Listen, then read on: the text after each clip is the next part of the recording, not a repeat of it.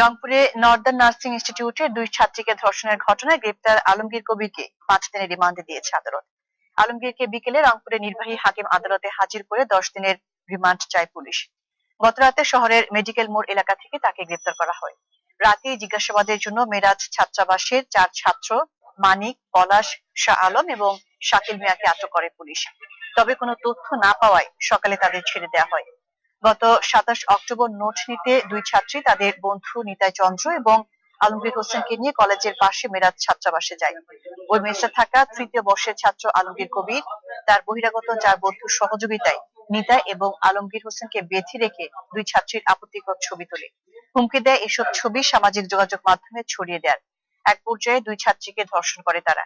পরদিন বিষয়টি Northern nursing institute প্রশাসনকে জানানো হলেও কোনো ব্যবস্থা নেওয়া হয়নি। পরে আলমগীর কবির সহ 5 জনকে আসামি করে থানায় মামলা করা হয়। Thank you for watching. নতুন নতুন মজার ভিডিও এবং আপডেট নিউজ পেতে লাইক, শেয়ার এবং সাবস্ক্রাইব করে আমাদের সাথেই থাকুন। ধন্যবাদ সবাই।